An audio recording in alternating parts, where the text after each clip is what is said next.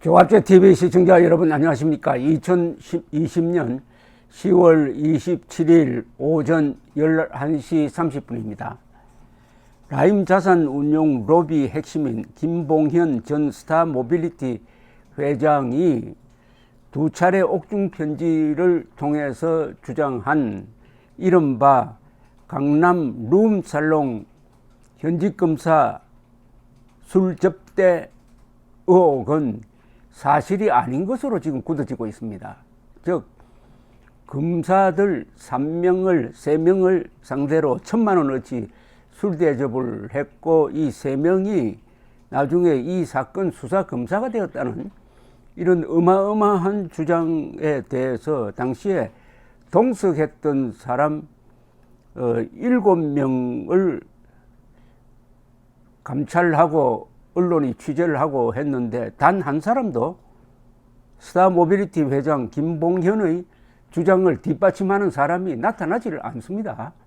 그러면은 추미애 장관은 이게 사실이다, 법무부 감찰을 해보니까 사실로 드러났다 하는 걸 근거로 해가지고 건국 이후 세 번째로 수사 지휘권을 발동해서 윤석열 총장의 수사권을 박탈하고 이 수사를 지금 뭐 어떻게 해보려고 하는 이런 모양새인데, 이게 거짓으로 밝혀지면은 법무부는 물론이고 법무장관까지 다 책임을 져야 할 입장에 있습니다. 이거는 형사 책임까지도 면할 수 없다고 생각하는데, 추미애 장관이 국정감사 정인 선서를 한 국정감사에서도 계속 이 허위일 가능성이 많은 이 주장을 계속 밀어붙이고 있습니다.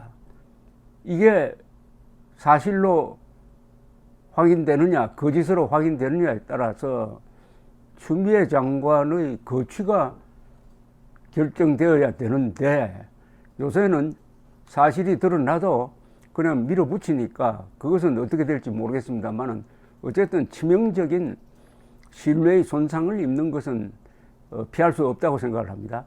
그러니까 이 지금 돌아가고 있는 이 펀드 게이트, 그리고 펀드 게이트를 둘러싼 이 총장 장관 갈등의 핵심은 간단합니다. 김봉현의 룸살롱 검사 접대가 있었느냐 없었느냐입니다. 없었다면은 이 허위의 바닥 위에 쌓아 올린 이 수사지휘권 발동이라든지 검찰 개혁이라든지 이런 게 다 허물어지게 되었습니다. 사상 누각이 될 판입니다.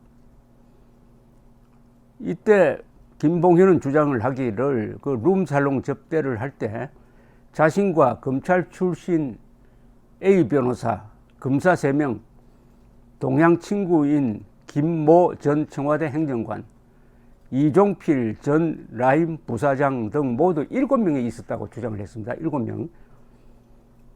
그래서 김 씨가 주장한 7인의 술자리가 되는데, 김 씨를 제외한 6명 모두 그런 술자리에 간 적이 없다, 또는 검사가 있었는지 모르겠다며 김 씨 주장을 부인한다고 조선닷컴이 집계를 해가지고 정리를 했습니다. 뭐 다른 언론의 취재에도 비슷한 결과입니다.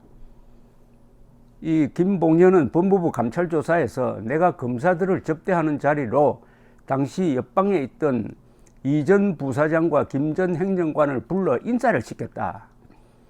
김 전 행정관은 검사들과 명함을 교환했다. 이 전 부사장은 라임펀드를 기획한 인물이라고 검사들에게 소개했다는 취지로 진술을 했다고 합니다.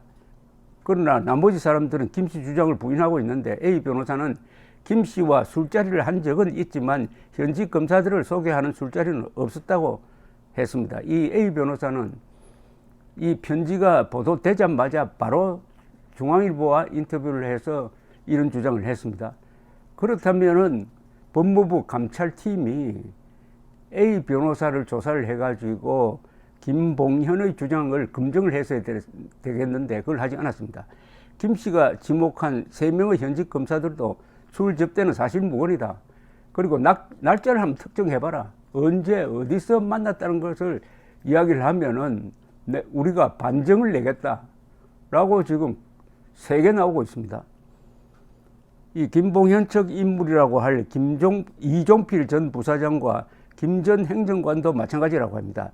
이 전 부사장은 최근 법무부 감찰조사에서 작년 7월 김 회장과 몇 번의 술자리를 한 적은 있지만 그 자리에 검사들이 있었는지는 모르겠다고 진술한 것으로 알려졌고, 1심 재판에서 김 전 행정관을 대리한 변호사도 김 전 행정관이 그런 술자리가 있었다고 이야기한 적이 없다고 말했습니다.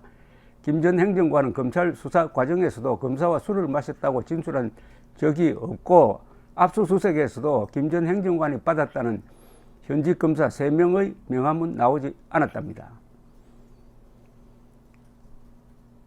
더욱이 김 씨가 주장하는 검사 접대 술자리 당일 김 전 행정관과 이 전 부사장이 모두 모 살롱에 있었는지 여부도 불분명한 것으로 알려져 가지고, 김 전 회장이 작년 7월에 몇 차례 술자리를 해가지고 거기 등장한 인물들을 하나로 합쳐가지고 이런 진술을 한 것이 아니냐 하는 의혹이 제기되는데, 이런 믿을 수 없는 걸 토대로 해가지고 즉각 감찰에 착수하고, 감찰이 불완전한 상태에서, 즉 검사들에 대해서는 감찰을 제대로 하지 않는 상태에서 일방적으로 김봉현의 주장이 사실이란 근거하에 수사지휘권을 발동했으니까 참 추미애 장관 간이 큰지 아니면 믿는 구석이 있는지 어쨌든 참 비이성적입니다. 점잖게 말하면은.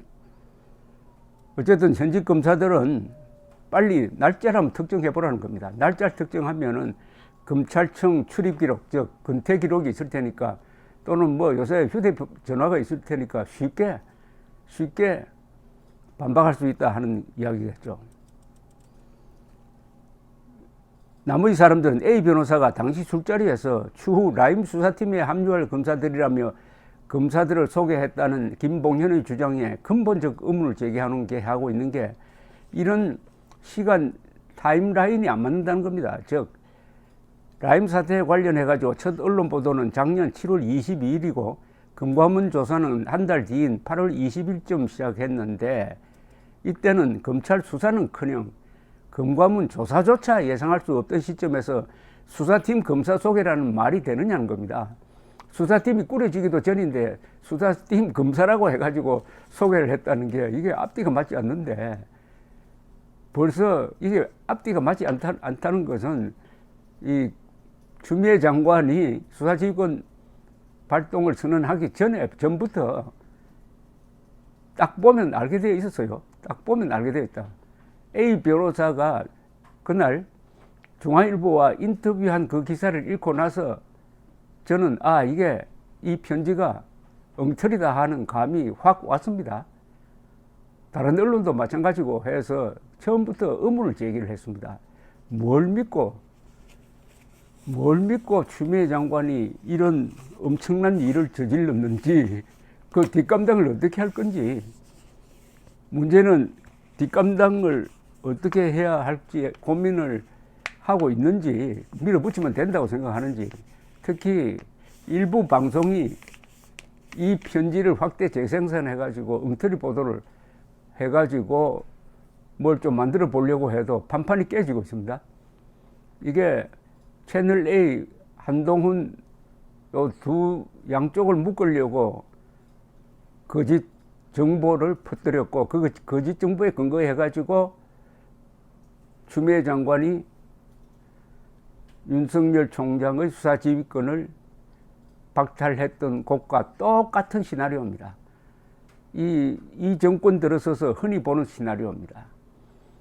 외부에서 누가 떠들면은 친여 방송이 가담하고, 거기에 이 정치권이 가담하고, 그 다음에는 수사기관이 움직이고, 하다가 보면 억울한 사람이 생기고 용두사미가 되고 하는 거죠. 그 패턴이 똑같이 되풀이되고 있습니다.